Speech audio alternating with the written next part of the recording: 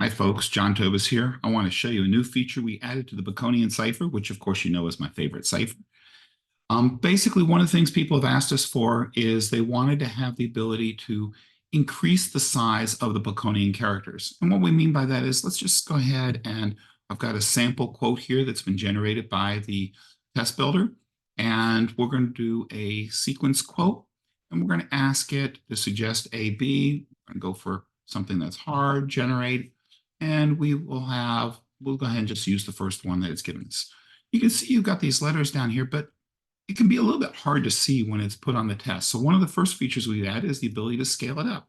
So I'm going to double the size. Now all of a sudden the letters are much larger. It's easier for people taking the test to be able to look at it and see what's different. But, ooh, wait a second. When I made it larger with a line width of 53, it won't fit on the page. Fortunately, it tells you that. All you got to do, let's reduce our line width down until it no longer is complaining. And now we can see that it fits on the page. Maybe if we wanted to do this as a multiple of 5, we'll go down to 35, make it a little bit easier. And oops, a little bit more down. Let's just reduce our scale until it fits on the page. So as you can see, you've got lots of flexibility here, both in how big you make the letters and whether or not how many letters you have on the line, and it'll give you feedback on it.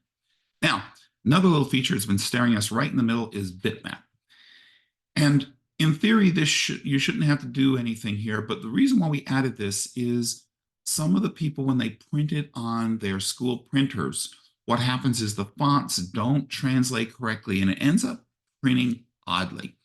So by default, what we're doing now is we generate a bitmap on the screen, and we take that bitmap and store it in the generated PDF.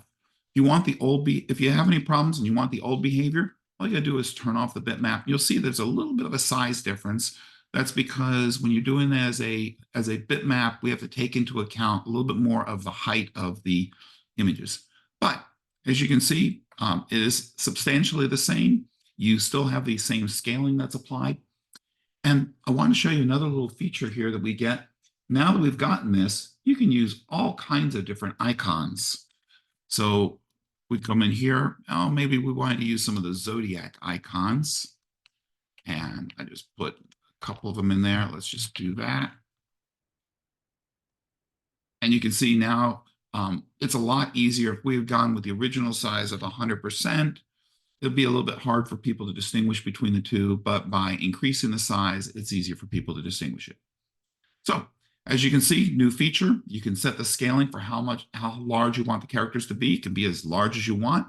And a bitmap option, which is on by default now, to help work with some of the printers that have a problem with the generated PDF. And with that, we hope you have a wonderful day.